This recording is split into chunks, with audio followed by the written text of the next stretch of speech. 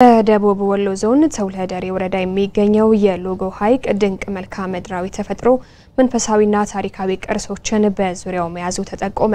ይሁን እንጂ በሐይቁ ዙሪያ የመሰረተ ልማት ባለመኖሩ የመስህብ ሀብትነቱ ተደብቆና ኢኮኖሚያዊ ጠቀሜታው እምብዛም ሆኖ መቆየቱን የተውለደሬ ወረዳ ባህልና ቱሪዝም ጽሕፈት ቤት አስታውቋል። አክሊሉም ተስነው ተጨማሪ አለው። ከደሴ ከተማ በ30 ኪሎ ሜትር ርቀት ላይ የምትገኘው ሐይቅ የተውለደሬ ወረዳ ርዕሰ ከተማ ናት። ከተማዋን ልዩ ውበት ወዳላበሳትና መጠሪያዋ ወደ ሆነው ሎጎ ሐይቅ ጎራ ብለን የተፈጥሮን ድንቅ ስጦታ ተመልክተናል።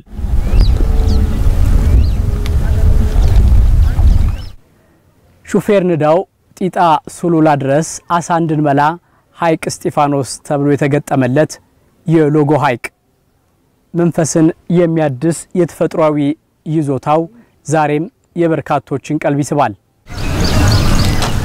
ሐይቁ ወደ 35 ኪሎ ሜትር ስኩዌር ኪሎ ሜትር ስፋት አለው። ወደ 78 የሚሆን አቨሬጅ ዴፕዝ አለው ጥልቀት አለው ማለት ነው። በውስጡ 3 አይነት የአሳ ዝርያዎች ያሉት ይሄ ሐይቅ አንዱ የቦራችን የሚገኝ የተፈጥሮ ሀብት ሆኖ ግን ብዙ ያለማ መልማት የሚችል ሀብት ነው ማለት ነው። በዙሪያው በርካታ ከተፈጥሮ ሀብቱ ባሻገር በርካታ ሀብቶች አሉት። ለምሳሌ በቅርብ ያለው የሐይቅ እስጢፋኖስ አቡነ ኢየሱስ አንድነት ገዳም ሌላ አንዱ ገጽታው ነው። በዙሪያው በ9 ሴንቸሪ አካባቢ የተገነቡ በርካታ ቤተክርስቲያኖች አሉበት። ስለዚህ ከተፈጥሮ ሀብቱ ጎን ለጎን በርካታ መንፈሳዊ ሀብቶች እና ቁሳዊ ሀብቶች ያሉበት ትልቅ ሀብት ነው ማለት ነው።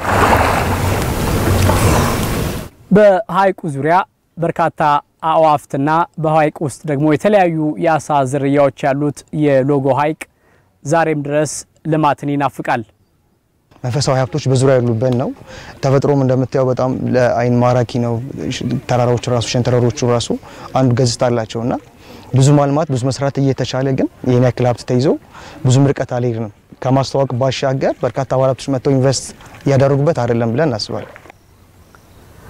ከሎጎ ሐይቅ በቅርብ ርቀት የሚገኘው ከአዋሽ ኮምቦልቻ ሐራ ገበያ የሚሰራው የባቡር ፕሮጀክት ሐይቁን ያዋስነዋል።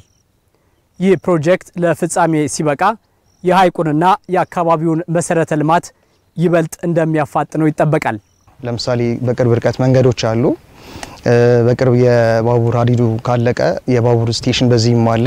ከሐይቅ እስከ ወረባቦ የሚሰራ ትልቅ የፌደራል ፕሮጀክት መንገድ አለ። ስለዚህ ባህሩን ለማልማት የኢንፍራስትራክቸር ዲሆነ የተሟላ ግብአት አለው ማለት ነው። ከዛዎች ግን በርካታ ባለሀብቶች መተው ማልማት ይችላሉ። ግን አሁን በጣም ውስን ነው ያሉት ሎጆዎች ቆዩ በጣም ከዛሬ 10-15 ዓመት በፊት የነበሩ ሎጆዎች ናቸው በሎጅ ስታንዳርድ ያለው ማለት ነው። በርካታ ባለሀብቶች መተው ቢያለሙ ጥሩ ነው። በተራሮች የተከበበው የሎጎ ሐይቅ የውሃ ጥራቱና ጥልቀቱ ልዩ ገጽታን አላብሶታል። የቱሪዝም ባለሙያው መስፍን ተክሌ ልክ እንደ ሌሎች የአካባቢው ነዋሪዎች ሁሉ የሐይቁ ዙሪያ ገባ ለመልማት ይቆጨዋል። ይሄን ያክል ሀብት ተይዞ ይሄን ያክል በጣም ከሌሎች ለይቶ ሐይቆች ለየት የሚያደርገው በኢትዮጵያ ሁለተኛ ነው በዴፕዝ በጥልቀቱ። እንደምታየው በጣም ነጭ ጥሩ ጽድት ያለ ውሃ ነው። ከሌሎች ሐይቆች የሚለያቸው ብዙ ዩኒክ ፊቸሮች አሉት የሚለዩት ነገሮች አሉ። ግን ይሄን ያክል ገጽታ ያለው ይሄን ያክል ተፈጥሮ ሀብት ይዘን ግን አለመልማቱ በማህበረሰቡ ያለው ቁጭ በጣም ከፍተኛ ነው። የሎጎ ሐይቅ በቀጣይ በገበታ ለሀገር ከሚለሙ ፕሮጀክቶች አንዱ እንደሆነ በመንግስት መገለጹ ምናልባትም ለዘመናት ተደብቆ የኖረውን የተፈጥሮ ውበት በጋድ ለማየት ያስችላል ያለው ባለሙያው ለተግባራዊነቱ ሁሉም ሊረባረብ ይገባል ሲል ሐሳቡን ቋጭቷል።